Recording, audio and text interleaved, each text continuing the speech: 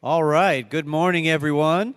We are excited here to have another initiative of our 80th anniversary series, Tell Me Our Story. This is a very special Pride edition of our 80th anniversary initiative, and we are super excited to have everybody here. Let's give a round of applause for the food. Yeah, absolutely.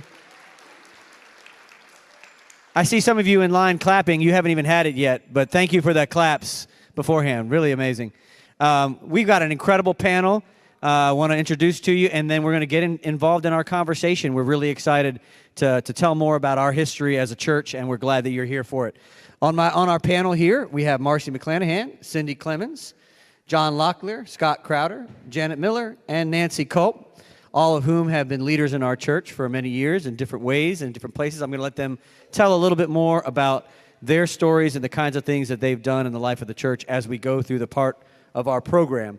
But where we want to start this morning as we have this conversation, and anybody can start first, is to just tell the story of how you came to Myers Park Baptist Church for the first time and what the church was like when you came.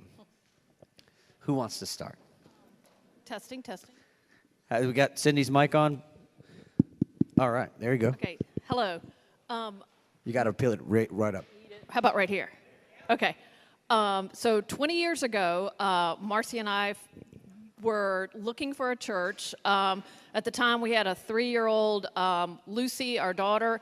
I don't know if everybody in the room knows, but Lucy has now transitioned to Luca. He is 23 and living in Asheville and getting ready to teach 4th grade. Doing really well. But at the time, with a 3-year-old, we wanted to find a church in Charlotte where he could learn all the stories, the Bible stories, the songs, sing in the choir, everything that we grew up with. So we started looking for a church, and we came to Myers Park, and we loved it. But within 3 days, Mariah had called me and said, "Here's how you're going to join." And I was like, "We just visited, and we have a list." And it was, I thought, a list of like 5 churches, and it turns out that it was a very short list. And so Marcy was like, "No, this is the place. This is where we've got to be." And then we got involved right away, first with Katie Anderson and the early childhood group. We were in the 3s and 4s and TK room, and then Sharon Dorr just drug us right into God's garden, and it was the best experience, first experience we had here, teaching the kids and shepherding the kids. It was just a great way to join. And then my last little thing I'll add is that on the first day we visited, I saw Bobby Campbell, and I thought, "Oh my gosh, that's Bobby Campbell I know from Mecklenburg County." Then we saw Scott and John, and then Nancy Walker. And at that point, I was like, "Oh my God, this is the place for us." And they were being treated just like everybody else. There wasn't anything special. They were just like every other member here. It was wonderful. Marcy, anything to add? No, I think she said our whole story. Great.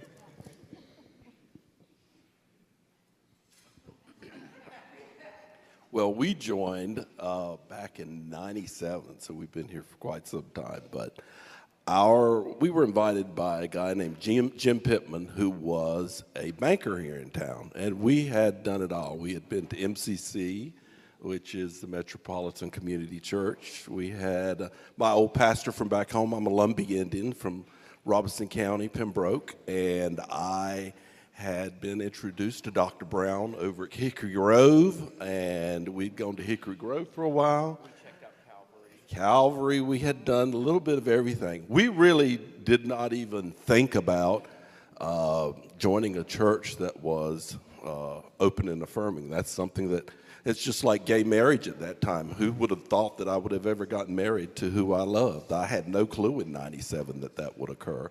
So that was not even, I didn't really care about that kind of stuff. So we came for a service with Jim Pittman, and I tell everyone, the service at that time was high church. The choir processed in with long red, no, at that time they were the shawls, the white shawls that they wore. And it was extremely formal service that was so different than what I had grown up with. I remember the first sermon was John Walsh. It was we were the last joining class for John Walsh, and I would spend the sermon writing down the different names of theologians that he would quote in his sermon because I was completely clueless as to what he was talking about with these theologians, and it was just such an eye-opening experience. And you have to understand a little Indian boy coming from the country and coming to the big city, finding a partner, and then being able to find a place that was open to questions. It's like, everybody wants to go to heaven, but nobody wants to die. It's that kind of thing. Get you just in your mind say, this doesn't make any sense, and it's a wonderful place I found here with people that had questions, and it basically, I remember Dr. Robin Hicks telling me once, you've got your questions on one side, and you've got the other side where folks are just completely know what they want. They are like, I am a Christian and I'm going to heaven. Heaven exists, this is where I'm going. And his idea is that we're somewhere in between that, and it's called faith. We're right in between the questions and the certainty, and I thought that was an extremely wonderful place to be. So. Beautiful. Yeah. Anything to add, Scott? I cannot add to that. No. Okay. Just scratch that one off my list. My family came here in 1967 when we moved to town. And that was the year right before Gene Owens came. So he's really the only minister that I remember. I think two main remembrances I have about what this church was like. One is that I always felt so loved and so seen here, even as a child. After worship was over, we would come over here for coffee fellowship. It was called the Great Hall then. And, the kids would run around. We would run around like kids do, but also we would be engaged, by adults who took me seriously as a little human being. And I just felt that all the time I was growing up. The other thing about this place, John, you're right, is the questions. And this was a place of, and still is, of such intellectual rigor and curiosity and depth. And I still sit in the same pew about a quarter of the way back that my family sat on the pulpit side. And I remember Gene, most of you have seen a picture of him. He was a prophet up there with his big white head, and you never knew what kind of thing was going to come out of his mouth. He was brilliant and irreverent and funny and incredibly well-read. And even as a young teenager, I would scribble things in my order of worship, Annie Dillard and Dietrich Bonhoeffer and Ursula Le Guin, I don't know how to say her, the Earthsea Trilogy. He would pull from all kinds of things, and it was so formative for me. And I could go on and on, but I'll say one more thing, which was my Sunday school teachers and my youth leaders were fantastic. And we spent like zero time on anything that I later learned was Baptist for some people, like sword drills and learning scripture passages. But, I was deeply formed in the theology that God is love and love is for everybody. And, to me, that's just, I've been so grateful that it was a good place to grow up, to learn. I didn't have anything to unlearn, and that I could always ask questions, and that it was, encouraged even, so. So I'm the newbie on the block up here. I'm not sure how many years ago, maybe 10, maybe 12. But moved to Charlotte in 1989 and had divorced myself from the Southern Baptist mess and swore I'd never, ever step foot in a Baptist church again.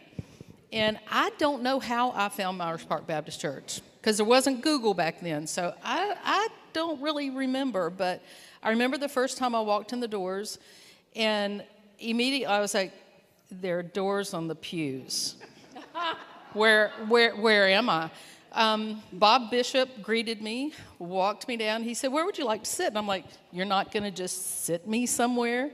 And I said, "I don't want to take anybody's pew." And he said, "Don't worry about that. Where do you want to sit?" And was just immediately struck by that. It felt really formal. It felt really white. It felt really quiet. And none of those things were really my thing. So it took me a while. I came back again and again and again and again. Talk about when was the first time. I had many first times because I just had to keep coming back. There was something in it. And it took me probably 20 years to actually say, yeah, I think I belong here. I think I need to investigate this a little bit further. And I'll talk about some of those things and the important and meaningful things that happened. But first impressions need to become second impressions, need to become third impressions, need to become the real thing.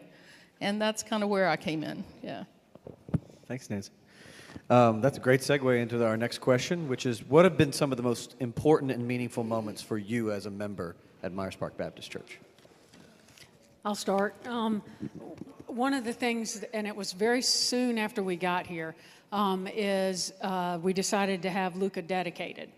And unbeknownst to us, it was the first LGBTQ couple that was having a child dedicated. Cindy and I kind of bumble through life assuming everyone loves us and everything's fine. So we don't really think about these things. And but Katie Clark, and Steve Shoemaker, I think, did all the worrying for us. We learned afterwards that they had done plenty of worrying for the entire group. But it was a beautiful service. We will never forget. It's become part of our most cherished family history, what Steve said as he walked down the aisle. And he's carrying Lucy at the time. And Lucy's full name was Lucy Gabriella Clemens. And Steve introduced her as he walked down the aisle and said, "Lucy's middle name is Gabriella, like the angel Gabriel. And Lucy has important things that she will share with this congregation and the world, just as the angel Gabriel did." And it just hit us to our core and just was the most beautiful thing. We still talk about that as a family, and Luca brings it up every now and then, too. I just wanted to share my experience about meaningful moments, and that was going very quickly from a visitor to being asked by Lewis Dancy, who is still a member. He grew up here, Joe Aldridge and Susan Aldridge. He's Susan Aldridge's brother. And he asked me to get involved in what was called at the time the Ministry of Outreach. And that was really, in my adult life, one of the most transformative experiences, to be representing this church and the alliances that we had with local organizations, Time Out Youth, Friendship Trays, RAIN, and to really create, forge, grow relationships, create service opportunities. Really changed my life, because this place showed me about underserved populations and the responsibility that we have to care for those. And 27 years later, most of you in this room have been to my house and written at least 10 checks to an organization called RAIN.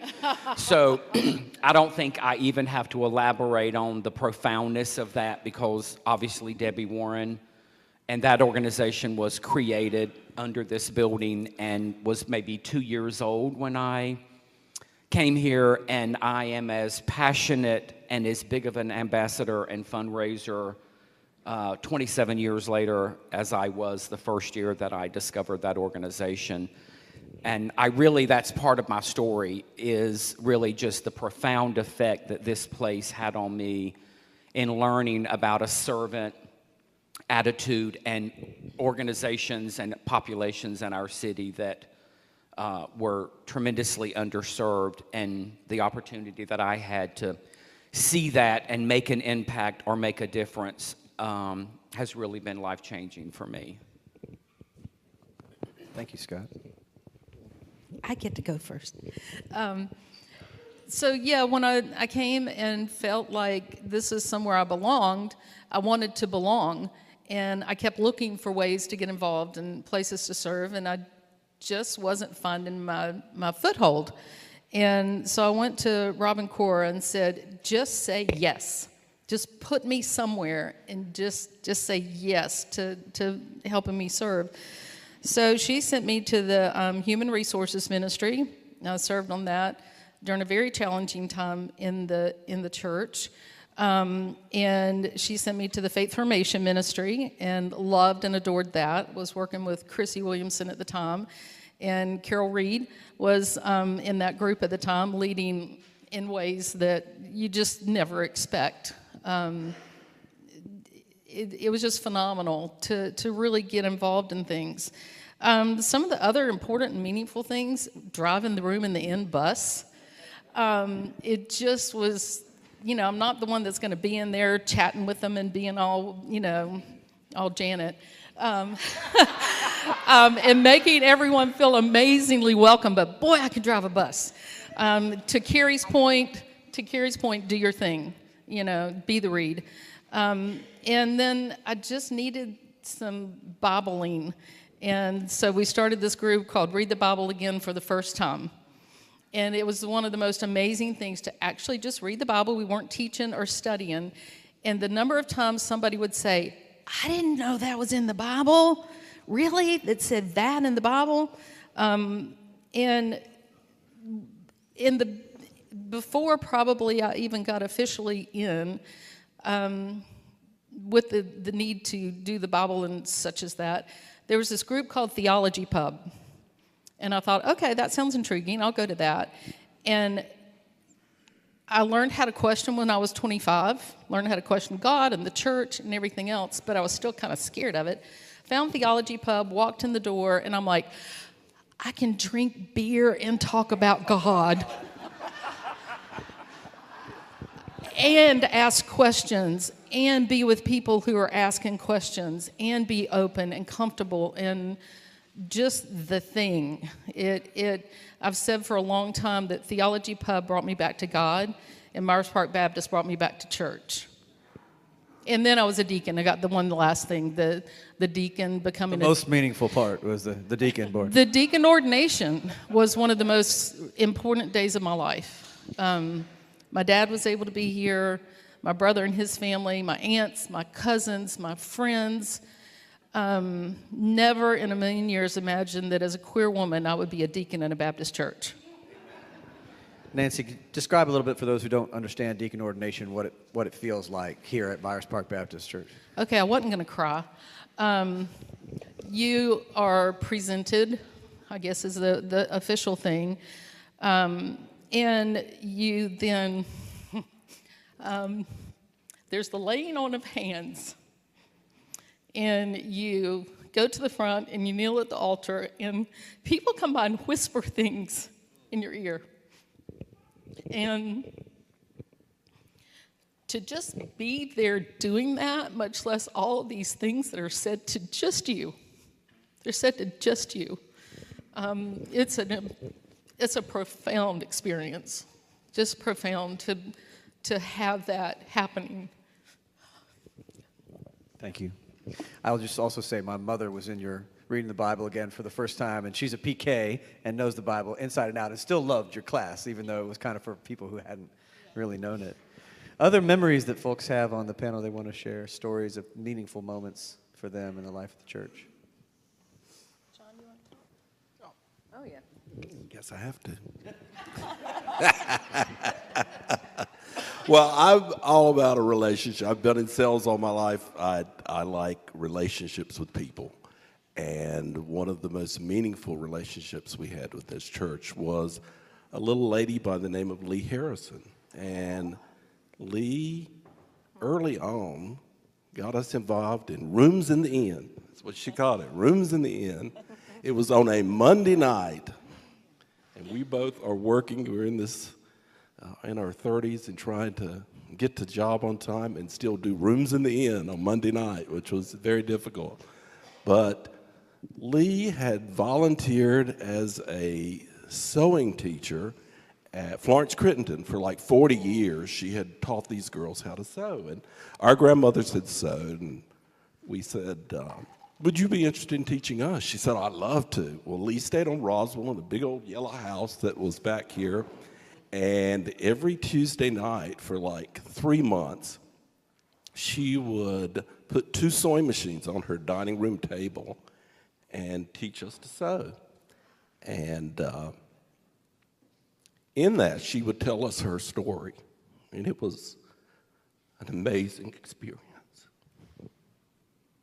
Thanks, John. Yeah, it's the people, really, in the life of the church that you remember the most, that connect with you, that are the meaningful. Obviously, this is the Pride edition of this initiative that we've been doing this year.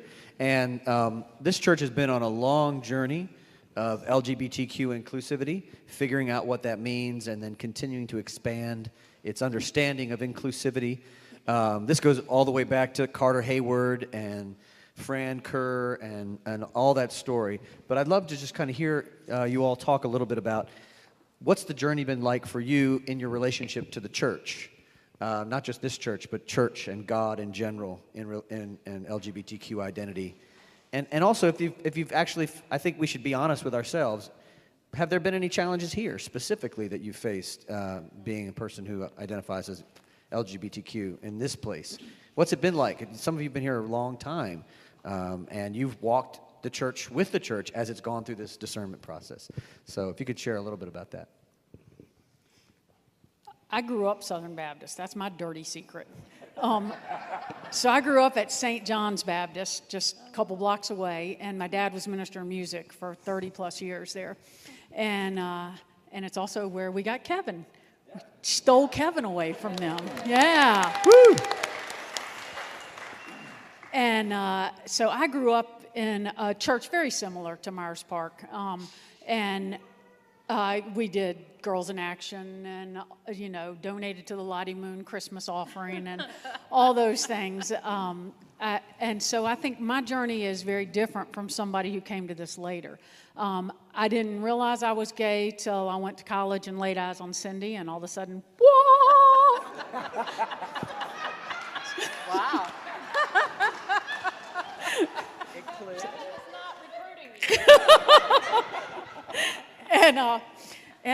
So at St. John's, I just had the same experience that all my friends had at St. John's.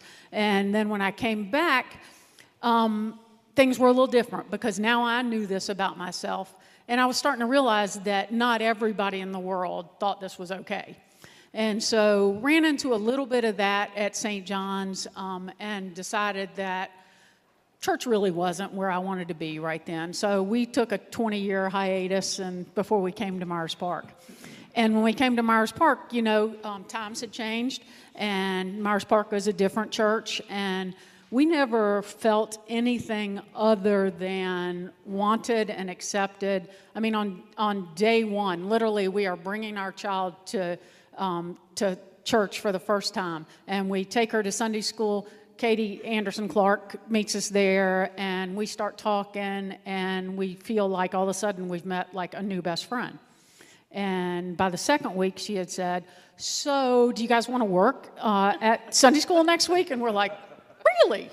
Okay, yeah, we do. It was a great way to get us hooked in on that and continued on through the years. I mean, I think like Sharon's Sunday school classes for the kids were just amazing.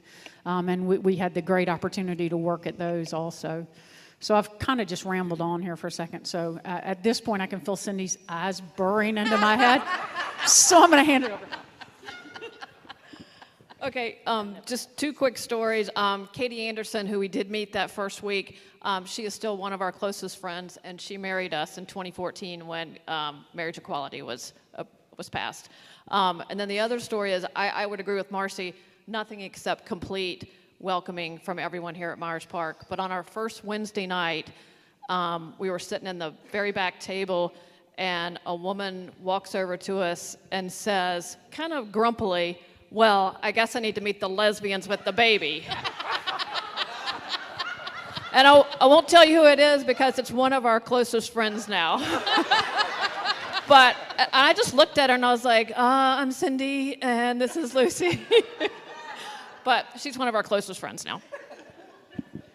And her voice just sounded grumpy. She's not really that grumpy. That's great. So we have always been accepted from the very beginning. I had no desire to get involved in this church other than come to that high church service and write down all those theologians. That was what I wanted in life. I didn't have a desire to do anything else. But, you know, when they went through the conversation of becoming open and affirming, Scott and I had questions about that because we knew with that vote it was 50-50. You know, there's 50% chance that people were going to vote it down, and all of a sudden this wonderful life we had created here would have went away. And the other option was it votes up, and you have 10 families or 5 families that say, we don't agree with that, we're leaving the church. So it was like, you know, you're between a rock and a hard place as far as that process. And they had a listening groups where they would get people together in a circle and we would all sit and talk. We shied away from that as long as we could, and then we got a call that you are to be at this particular listening group in the parlor here.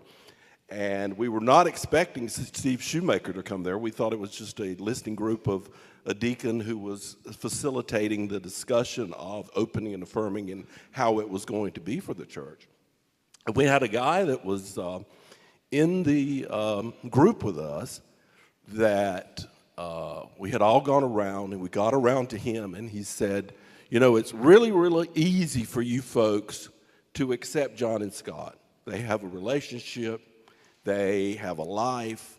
They are perfect. Just look at them. And I said, well, this guy is brilliant. I mean, y'all need to listen to him, you know. But he said, I am a single gay man.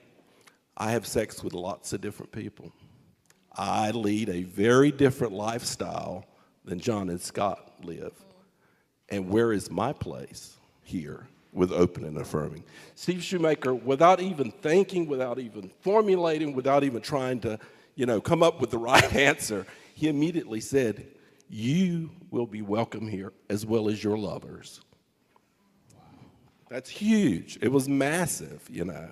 And at that point, it kind of solidified for us that that welcome and affirming statement was something that needed to be made and it needed to be said because there were a lot of people out there that had questions about that.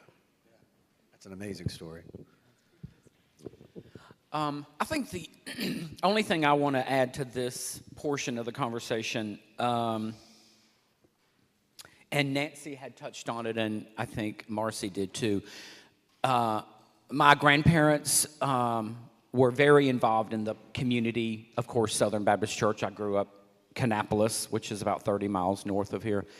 And I've told Ben this story that the only way I know how to church is how my grandmother churched, which was my grandmother loved everybody, included everybody, and don't cross her with some bull crap about it's not extended or available to that person. And I remember when I got into my teenage years and would be involved in work on a project or a committee with her or do vacation Bible school with her, the rejection from that church that I could not be recognized or honored for my service because imagine it being clearly evident that I was gay at 16 or 17 years old. Just imagine. So I think when I came here, it was hard and a bit of a challenge, but it changed my life to be in this unbelievably beautiful, impressive, smart, just beautiful people. And it took a minute to let that soak in and be addressed and accepted and respected and be asked to work on things. So I think I can't say that being a member of the LG community has ever been a hindrance on this campus. If anything, it's been a plus. But I think the biggest challenge in that regard for us I often wonder, and I wish we could figure out, because when you work Pride for this church and you go down to Monroe and you work and you hear these stories, which is why I know the three of us had such a beautiful experience down in Monroe, and you have complete strangers come up to you when they see the Myers Park Baptist Church banner behind you, and they break down, or they come over and hug you, or they say, wait a minute, tell me how this works. This can't be right. And so I've often wondered, why is this campus not exploding with LG members? And I think that has always been a challenge of ours. We can attract them because they hear about us, they see us at Pride, or a friend tells them about it, or they see it in a Facebook group like they did this morning from a member.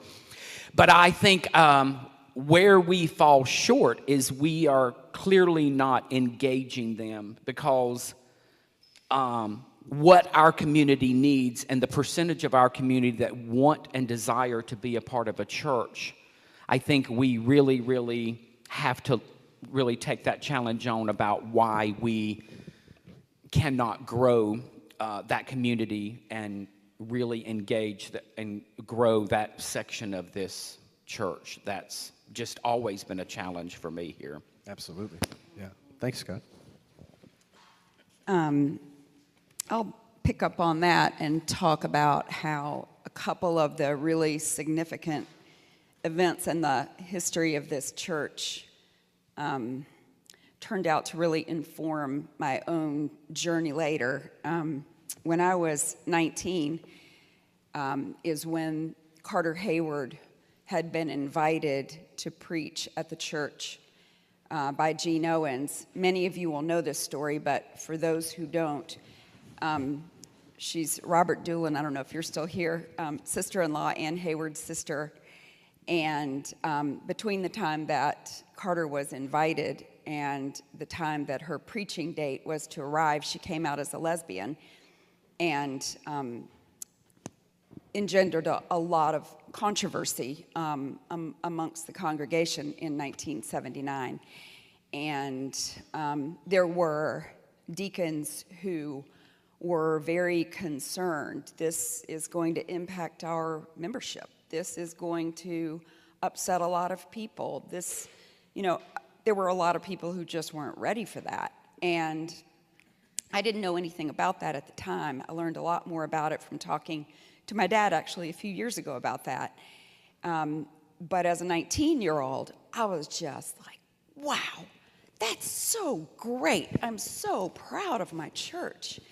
And it was just one of those seminal moments for me that I'll always remember it, and I'll always be proud of our church. I knew it was a really courageous thing, even if I couldn't really put my finger on why or what it took for the church to actually get to the place where she was up there preaching. And the other kind of pivotal thing for me was being on the Board of Deacons when the conversation was around whether or not we should force the State Baptist Convention to kick us out, or whether we should just send a letter and say, we're a welcoming and affirming church, and, we withdraw. We're not going to make a big stink about it, but, we've diverged from your path. So, and I was one of the ones, actually, who was like, maybe we should just send the letter, We don't have to just make a big fuss about it, do we? But I think that came from a couple different things. One was, I've been straight my whole life. I didn't know what it felt like to be marginalized by anyone. The other thing is, I grew up in this church, and I never heard gay and lesbian people disparaged here. It wasn't until much later that I realized the wounds that people carry, and I met and got to know some of them very well. And but after Nancy Walker and did Ray Owens also go? Yeah. Ray and Steve went, and and they spoke so beautifully, and we were in fact kicked out, and we did in fact have the headlines in the paper. And then Steve came back and told the deacons how many people had gotten in touch and said, "You will never know how much that meant to me. You know, I was not accepted by my own church or my own family," or anyway, and I just realized how wrong I had been and how important it is that we have a public voice. And, you know, it's the same thing about the banners on the front of the church. It's every time and same thing about being at Pride, every time we are public about our love and acceptance of everyone, that's more powerful than we can ever know. And probably most of you were way ahead of me on that. But Thanks, Janet. That's amazing. Yeah. Amazing.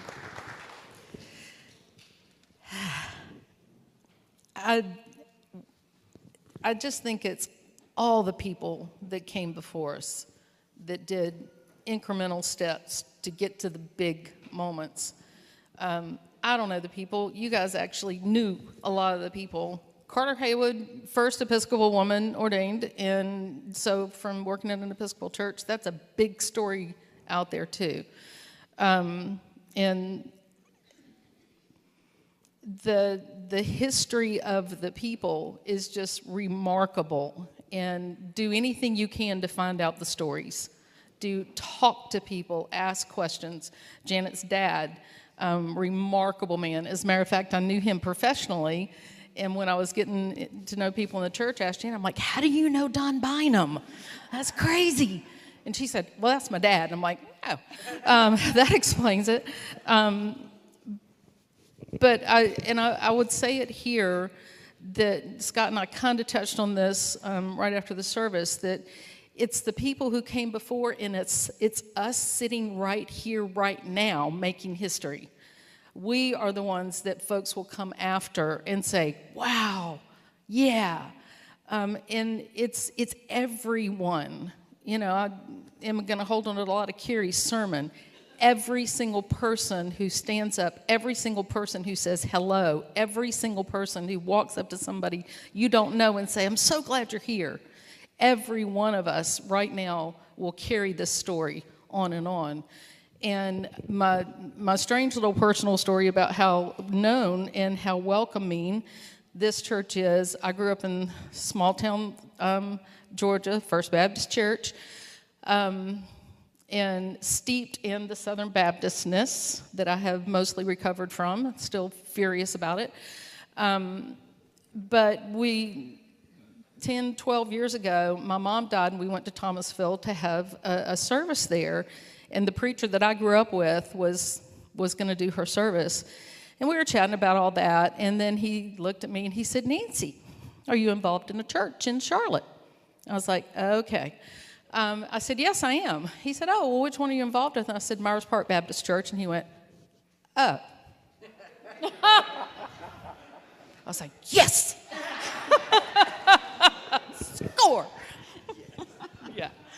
Yeah, and to the point of the banners, it's one thing to be welcoming and affirming. It's one thing for people to walk in the door and you love them.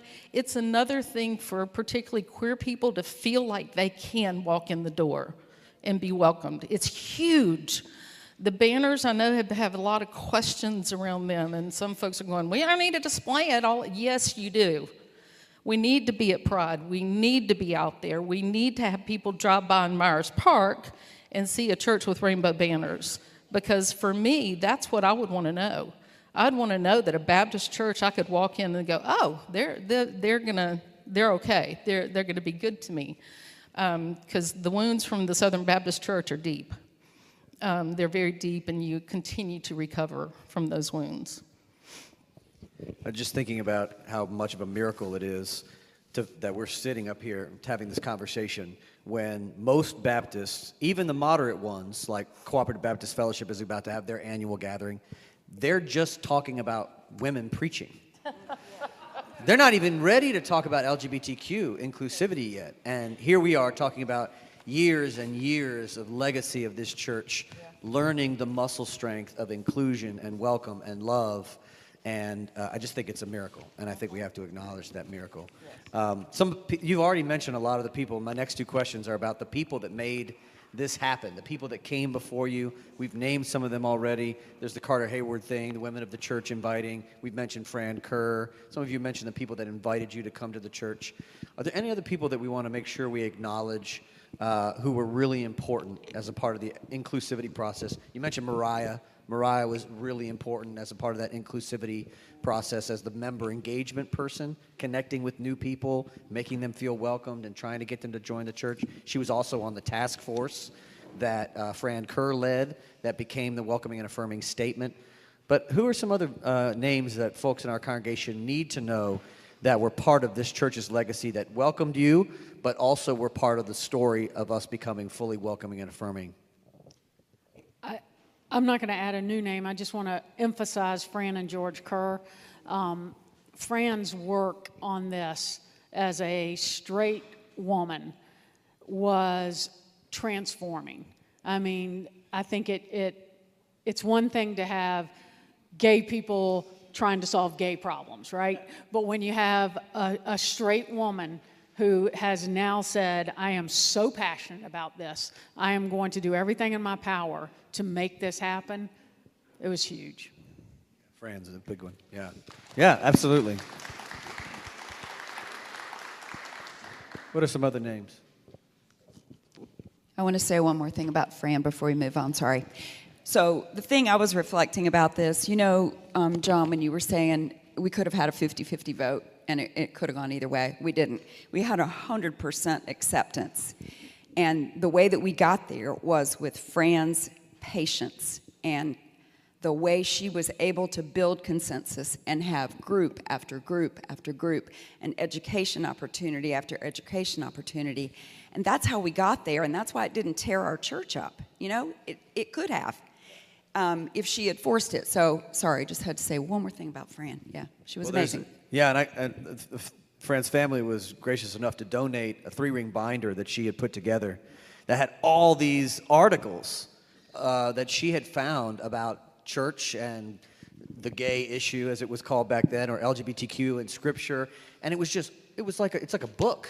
It's a compendium. And she slowly walked people through reading that and then having more listening sessions and then reading some more and then coming back with questions. And that's why it took 8 years. Yeah. But Her daughter Martha is right there. Yeah, absolutely. Yeah, let's recognize the family right there. Martha's right there.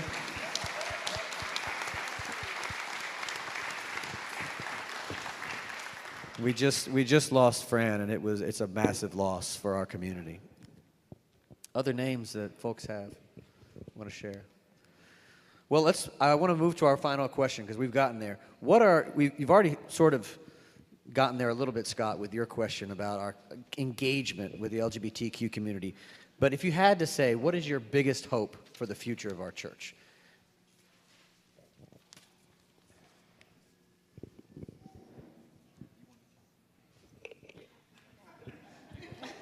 I think Marcy had to say first thing. I'll go first? Okay, you want to keep going down the line? Oh, yeah, of Okay. course. Brains before beauty. Thank you. Ponder that one for a little bit. I'll call you later and decide whether I'm thanking you or not for that one. I'd say my biggest hopes for this church are that we continue to be a church for the marginalized, for the people who have no church, that we can be that church and continue to be a thriving congregation. I'm still thinking about Scott's challenge of why haven't we grown bigger within the gay community within this church. There's work we can do. We're on the right track. We're doing many of the right things.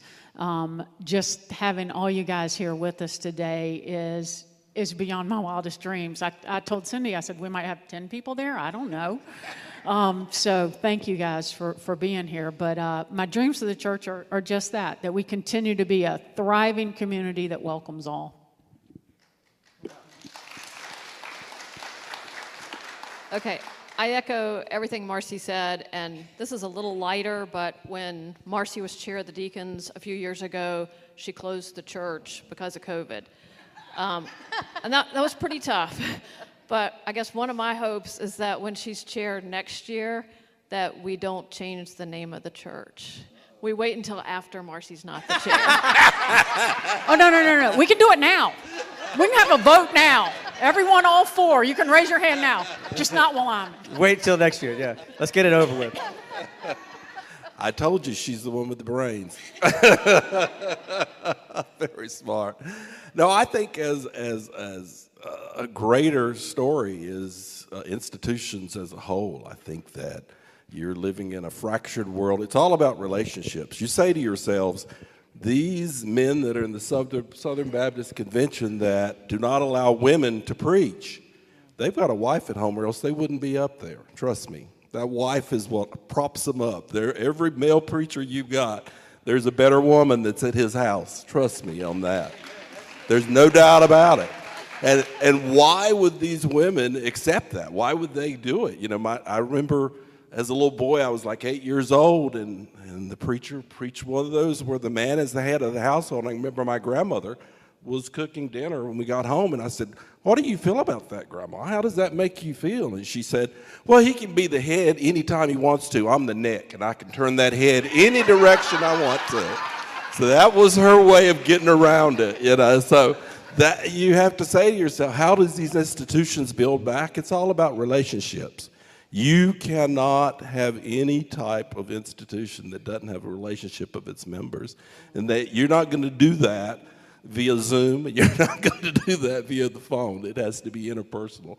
You have to sit, you know, we joined the foyer groups when we first, and we met so many people to, you know, sit around Olive and Bob Kyle's dining room table with 6 other people, and they would talk about their travels when they had retired. And, you know, Olive spoke like 5 languages, and they would go to Paris for 3 months and rent an apartment, and she would just immerse you, tell you about the restaurants to visit, the place. We were going to Paris, and she told us all these great places to go to.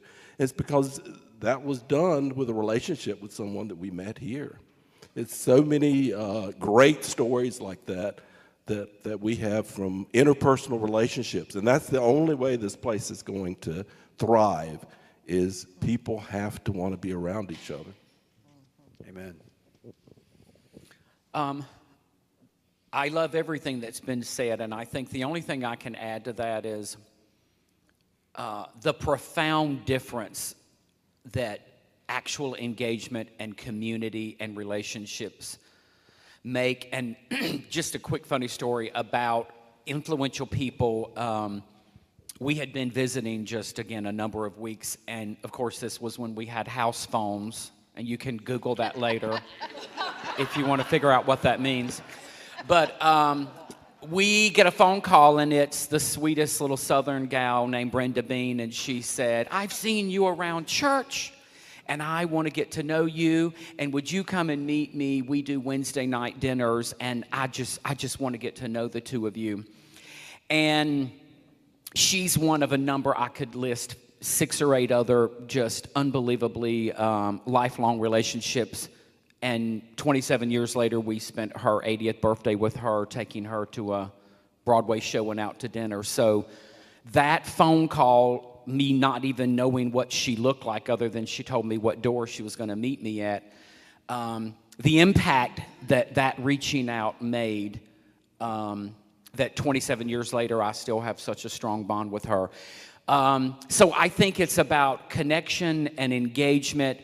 And I also want to say we've had challenges and we've worked through stuff, those of us that are current deacons are serving in a particular leadership capacity. And I think the other thing that I have to say out loud is just because someone disagrees with you, they are not your enemy.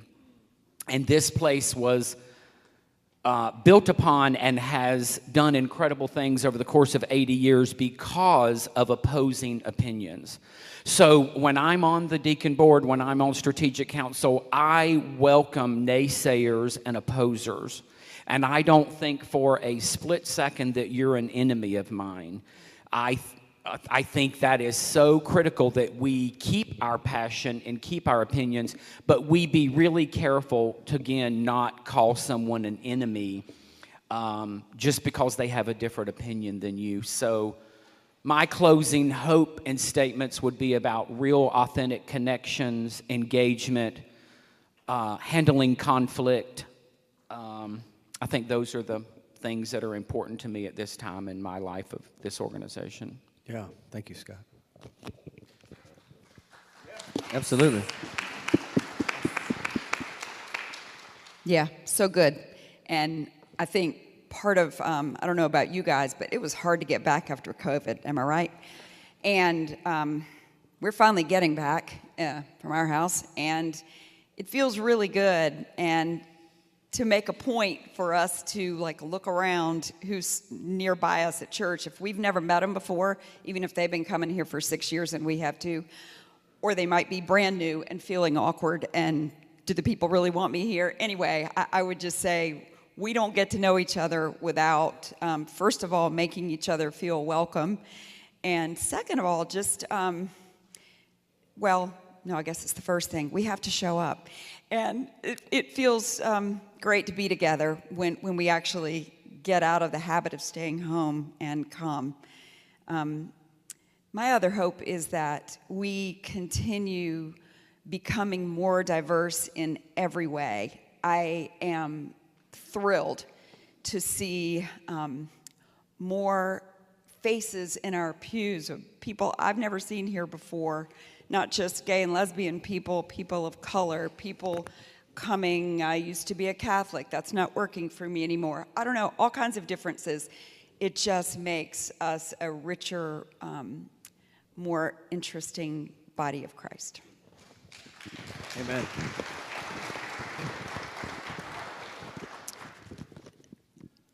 Yes. Yes. Yes. To everything everyone has said and the changes just in the short time I feel like I've been around, the changes that I've experienced and seen, we're formal and casual now. We're white and lots of color. We are doors optional on the pews, which is lovely. Myers Park Baptist is and. I've told several of the ones that were the 4 that took up the offering and the 4 that walked down the aisles presenting the gifts. Remarkable in and of itself held so much. So it's Jay Rivers, Ryan LaPrade, Ellen Caldwell, and Amy Johnson. And I would love for y'all to stand up just to see that in and of itself. Wow, all right, let's see. Not for recognition, but this is Myers Park Baptist. This is who we are. And yeah, and I wonder too, why aren't we all here? Why isn't every queer person who has an interest in a spiritual community not here? I don't know how they're knowing about us at this point, and it sounds like such an odd thing, but I don't know how people would know about us. And so anybody who has come here looking and found it, tell that man right there how that happened, because that's what it's going to take to get, not just because Ben makes it all happen, but it's important that we all share our stories with the staff and with leaders of the church, with the deacons, with the deacon chairs. My hope for the future is, well, personally, that I keep coming. It's the journeys that we all go through, and we just accept the journeys. We just hold each other through the journeys, and stay with the signs and the banners. Stay with the messages. There are no glass ceilings for women here. Stained glass ceilings here. All the things that Janet said. Everyone needs to see from this church a message that we love you and we want you here. And the more that can get out there, we're just going to explode. We're going to explode again. We've done it many times. It's kind of like Tara's sermon last weekend when she said, we are here because we have changed. We are who we are individually because we have been able to change within our lives. And the more we can change with each other, gosh, we're just going to keep going great places. It's going to be amazing. Rainbows galore. Thanks, Nancy. I think Scott has one thing to add. Speaking of engagement and the LG community, if you can indulge me to make an absolute plug for our community. We have Deacon Carla, this beautiful lady that everyone wants to be around. Once you meet her, you fall in love with her. She is doing a lot of work in collecting and getting support, and they're planning an outing out at Topgolf July 18th. They're also putting together, we want to have a bigger and more meaningful presence at Pride during the festivity and during the parade. So make sure if you are in our community and you want to meet other folks and get involved that you hook up with Carla so she can put you on her distribution list as we move throughout the summer. Like I say, she's got some great fun things planned to get us together and get to know each other better. And everyone's welcome to join us in the Pride Parade. We would love to have you. There's so many people we're looking at right now that are part of our team, but everyone is welcome to walk with us. Yeah, and we're going back to Union County again, too. So we're going to be doing both Charlotte and Union County Pride as a church. So one of the things I just want to say is as I sat up here and heard you all make these answers to these questions, I was profoundly moved, just kind of personally. One of the things that has occurred to me in 20 years of ministry is I, as a straight person, have been doing a lot of work to lead other churches to become welcoming and affirming. This is the first church I served that was already welcoming and affirming when I came. And I did that as my ministry because I believe that's what Jesus had taught and did. And so I was just following Jesus. What I didn't expect was for LGBTQ people to teach me how to do church differently and better. And as I sit and look at this panel of folks, each of the people on this stage has been there for me personally, not just as a pastor, but personally through difficult times in my life. And I think part of what I've learned from LGBTQ folks is because community becomes so important for those who have to find chosen family when there are places that are not welcoming, that they can create a more profound community for even straight folks than straight folks have ever experienced before either. So I thank you for that gift. And let's give our panel gratitude. Thank you. Thank you so much. Thank you all.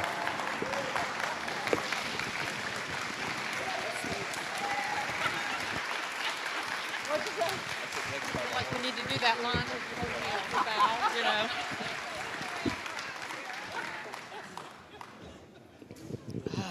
Long. Okay.